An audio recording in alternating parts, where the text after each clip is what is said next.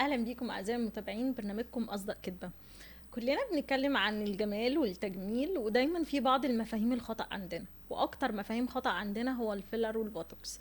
يمكن شويه السوشيال ميديا او بعض الناس اللي بيحقنوا بشكل غلط بقى عندنا رعب، لدرجه ان انا بلاحظ ان حتى اللي بيعمل البوتوكس ولا الفيلر بتخجل انها تقول انا حقنت فيلر او حقنت بوتوكس، لان احنا عندنا كونسبت. لا على فكره الفيلر والبوتوكس ده دمار، ده بيبوظ الشكل. لا ده انا بصي ده انت بتبقي اقبح، لا ده انت بتبقي اسوأ. كل المصطلحات الخاطئه دي النهارده انا حاولت ان اجيب الدكتوره الجميله معانا انها تشرح لنا تفاصيل الفيلر والبوتوكس الدنيا ايه والمفهوم الصح، مع الدكتوره الجميله الدكتوره رنا اخصائيه التجميل. اهلا وسهلا بيك يا دكتور، اهلا بيكي. نورتينا. ده نورك، ربنا يخليك. يعني خلينا نتكلم في جزئيه الفيلر والبوتوكس. ما شاء الله يعني انت جميله، انا مش قادره اتكلم وانا شايفه عينيكي ده وشك حلو، ربنا جميل ما يخليك. شاء الله. الفيلر والبوتوكس المفاهيم الخطأ اللي عند الناس، مهم. خلينا نختص بقى حاجه حاجه كده. البوتوكس اوكي. لان الناس فاهمه ان البوتوكس والفيلر هم حاجه واحده. ده يعني حقيقي. في بعض السيدات هم متخيلين البوتوكس هو اللي بينفخ صح. والفيلر هو اللي بيشد. صح. الدنيا داخله ببعض. وتيجي تقول لك احقني فيلر فوق وتحقني بوتوكس تحت وحاجات كده. ايوه صح، طيب مظبوط. خلينا واحده واحده، قولي لنا كده الاول البوتوكس وظيفته ايه مهم. وبيعمل ايه، والفيلر اوكي. كذلك وظيفته ايه وبيعمل ايه. طيب حلو قوي. هو البوتوكس هو عباره عن انه حاجه بتعمل ريلاكسيشن او ارتخاء للعضله، بيشتغل على التجاعيد الحركيه. يعني هو بيعمل ارخاء للعضلات، فاي تجاعيد بتظهر مع الحركه بيعمل لها ارخاء. زي ايه؟ تجاعيد الجبهه، العبسه لما بنكشر، التجاعيد اللي حوالين العين. ممكن كمان نستخدمه انه احنا نعمل بالانس للعضلات بشكل معين، فنعمل بيه الابتسامه اللثويه وحاجات تانية كتير. الفيلر هو من اسمه، هو بيفل، هي مادة مالئة بتملأ الأماكن اللي حصل فيها فقدان بقى للدهون، أو حصل فيها بعد فقدان وزن، فقدان للكولاجين. بنعوض أماكن معينة ونقدر نحقنه في الأماكن اللي هي اوريدي فيها تجويف، زي تجويف تحت العين، نزود فوليوم في الشفايف وهكذا. فالاتنين مختلفين تماما. ده كويس ان انتي عرفتي ده للناس، عشان هو في خطأ في الجزئية دي. مظبوط. نتكلم عن النقطة التانية اللي هو برضو خطأ عند بعض الناس، ان ده بيشوه، سواء انا حقنت بوتوكس او فيلر، وان هو انا خلاص انا عمري ما هرجع تاني لطبيعتي. اوكي.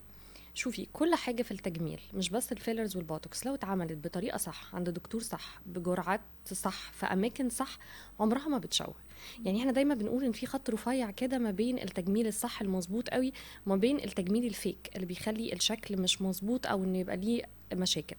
هنا بيجي دور الدكتور، دور انه درس وعلمه وخبرته والاكسبيرينس بتاعته اللي بتخلي ان هو يخلي الشكل مظبوط. لكن الحته بقى بتاعت انه الفيلر هيروح هيعمل لي ترهل والحاجات ديت، طبعا ده مش مظبوط خالص، مفيش حاجه اسمها كده. وكذلك البوتوكس لما بيروح بالعكس، ده هو بيبقى الشكل بعده احسن، لانه العضله بتبقى مع التدريج بدات تتحسن، بدات انه يحصل شويه ريلاكسيشن مع الوقت. فده كلام غلط خالص. طب مدة البوتوكس بتبقى مستمرة قد ايه؟ البوتوكس بيقعد معايا من 3 ل 6 شهور. على حسب نوع البوتوكس؟ لا هي الحقيقة مختلفة ولا كل ملهاش أنواع علاقة؟ البوتوكس بتقعد معايا من 3 ل 6 شهور أيا كان النوع. مادة البوتوكس نفسها بتقعد هي الفترة دي دلوقتي من 3 ل 6 شهور. والفيلر بيقعد معايا قد ايه؟ الفيلر الأنواع اللي احنا بنستخدمها دلوقتي اللي هو فيلر الهيلورونيك أسيد، اللي هي الأنواع اللي مش دايمة، اللي هي الأنواع الآمنة، بتقعد معايا من 6 شهور إلى 2 سنين على حسب المكان المحقونة فيه وعلى حسب طبيعة جسمك. انا لاحظت انتي حطيتي كذا اشاره، خلي بالكوا المكان اللي بتحقنوا فيه. صحيح. يمكن من بعض الاخطاء ده اللي بيظهر على السوشيال ميديا، ان في ناس غير متخصصه، يعني اوريدي هي مش دكتوره. يعني ممكن نقول بقى يعني في بيوتي سنتر، كوافيرا واتيفر بقى هي، ولكن غير متخصصه وغير دكتوره. صحيح. فاللي بيحصل ايه لو واحده غير متخصصه ومش دكتوره وتقوم تاخد اي كلاينت تحقن فيلر او بوتوكس؟ خلينا كمان في الفيلر، موضوع مرعب اكتر.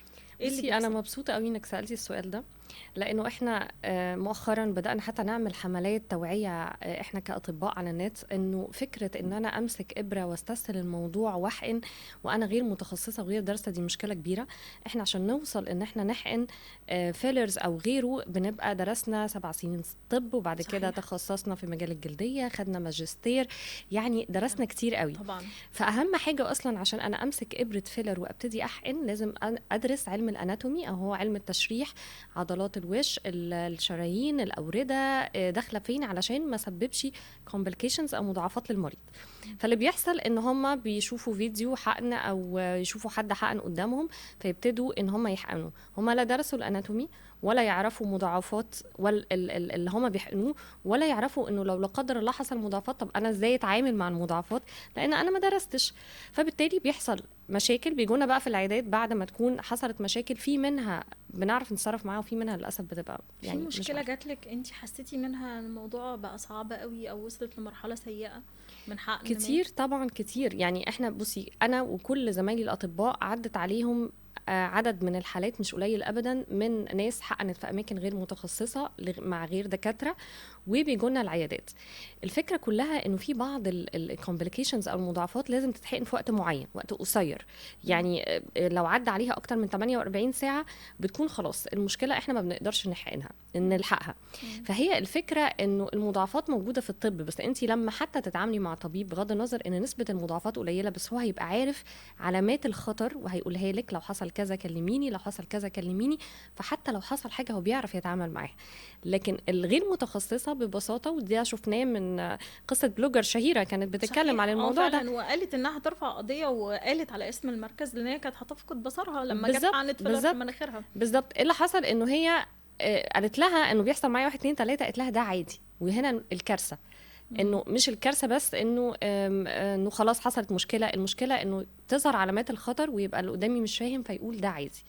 فهي دي الفكره، انه الغير متخصصه اللي ما درستش الطب، ما درستش علم التشريح، هتعمل مضاعفات، ومش بس كده مش هتعرف تتعامل معاها. هل احنا ممكن دلوقتي كده نداء للدوله ان المفروض ان بالذات قصه التجميل والحقن لا لازم تكون دكتوره ولازم تكون بتمارس المهنه وتكون خريجه طب، بلاش قصة ان حد ايا كان تخصصه ياخد كورس او ياخد اي حاجة ويقول لك انا هفتح مركز او هفتح سنتر. لكن هو ده اللي عامل المشاكل الرهيبة اللي احنا بنشوفها دلوقتي. اكيد احنا عانينا على مدار سنين انه احنا عندنا مشكلة انه اي حد بيدخل في مجال التجميل. ومع كامل احترامي كل المهن مهمة، مهنة الكوافير لطيفة، بنعمل عندها شعرنا، بنعمل عندها ضوافرنا بدكتورة بالظبط. يعني احنا ليها دورها اللطيف اللي بيحسن نفسية الناس، بس على قد شعرنا ضوافرنا. ممكن مثلا ماسكات بالظبط، اخصائيه البشره اقصى حاجه تعملها تنظيف بشره. لكن فكره ان انا امسك ابره واحقن لا، دي مشكله كبيره، واحنا بدانا ناخد خطوات قانونيه الدكاتره في الفتره الاخيره، ودي حاجه كويسه جدا. لانه بدا تحصل مضاعفات، الناس بدات تتكلم، والمشاكل بدات تكتر، وما بقيناش عارفين حتى نساعد المرضى لانه بيجونا في وقت متاخر جدا، احنا ما بنبقاش عارفين نساعدهم، وفي حاجات بتوصل لكومبليكيشنز او مشاكل كبيره، وناس بيخوف الناس. ما هو الدليل ان الرؤيه الخطا اللي حصلت دي من المشاكل بالظبط. هو المشاكل. يعني ممكن صحيح. هي ما راحتش لحد مختص وحد تاني مثلا ما يكونش يتعرض خالص لاي حاجه ونفسه يبقى شكله اجمل واحلى، هو جاله كده خلاص ايرور، لا فيلر بوتوكس فيه فلانه وفلانه وفلانه. هو بقى النقطه دي صح، كلامك صح جدا. خلي بالك انت بتحقني عند مين بالظبط، ركزي تشوفي الماده اللي بتتحقني بيها، تشوفي الدكتوره، دي اهم حاجه الدكتوره طبعا. ده طبعا يعني ده الاهم، وحقها تشوف شهاداتها الدكتوره، وتشوف شهاداتها، وتشوف طبعا الماده اللي بتتحقن فيها تفتح قدامها وتشوف الماده، وما يجروش ورا العروض الرخيصه. بالظبط، دي كارثه يا دكتور فعلا. يعني انت قابلتي ده؟ قابلتي ناس راحوا مراكز تانية كتير جدا، من اصغر الحاجات لاكبر الحاجات، واصل هي كانت عامله عرض بكذا. طيب ما هو ما تعمليش احسن، يعني دايما اقول لهم كده، مش معاكي فلوس دلوقتي ما تعمليش احسن. لكن ان انت تحطي في وشك ماده انت مش عارفه هي ايه، ومش عارفه مين بيحقنها، ومش عارفه بيحقنها ازاي، طيب ما انت هتدفعي الثمن في العلاج اكتر بكتير من ان انت وفرتي. ده بيحصل مع دكاتره، يعني ممكن يكون بيبقى مع المراكز التجميل.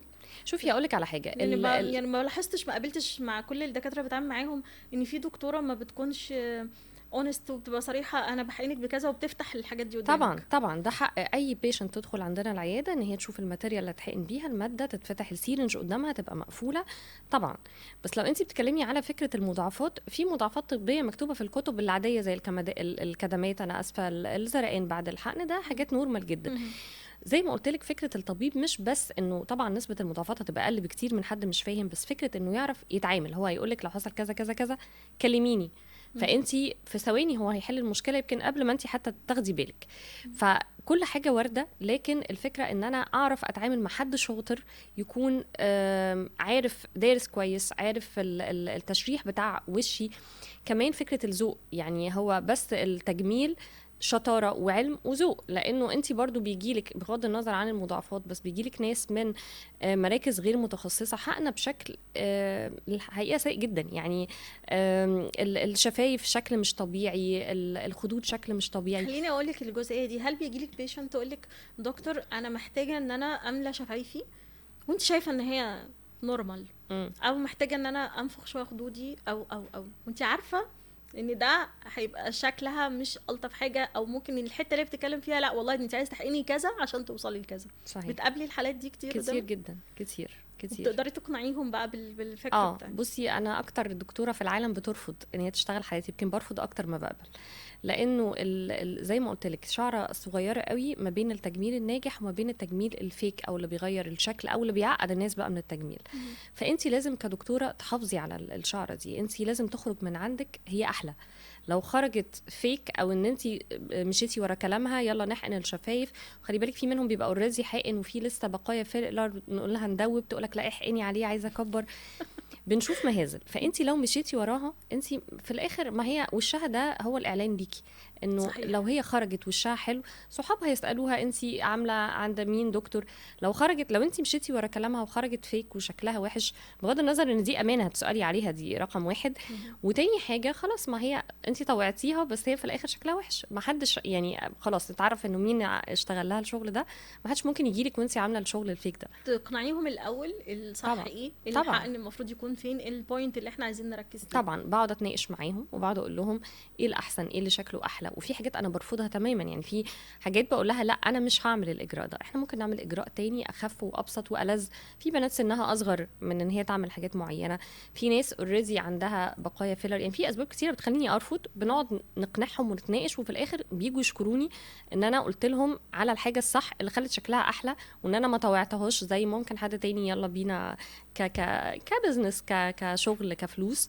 بس لا يعني الصح هو في الاخر، وفي الاخر ده زي ما قلت لك سمعتك والشكل بتاعك يعني قدام الناس. انا جايه على سمعتك اصلا يا دكتور، وده اللي خلاني ان انا اجيب حضرتك، نورتيني. ربنا حلقه يخليكي. جميله جدا واستفدنا جدا بالمعلومات دي، ميرسي جدا ليكي متشكرة ولحضورك. قوي ليكي.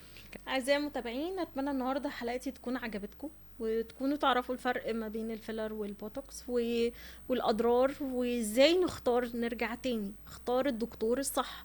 لازم تتاكدوا اللي انتوا فيه ده دكتور خريج كليه طب، ما يكونش اي حد واخد كورس او اي بيوتي سنتر يقول لك انا هعمل لك الفيلر وعلينا خصم هناخد 50%، اصل ب1000 جنيه هحقن لي كل حاجه. ارجوكوا ارجوكوا ارجوكوا خلي بالكوا، وخلي بالكم من شكلكم من صحتكم، واختاروا الدكتور الصح. انتظروني في حلقة جديدة من برنامجكم أصدق كده.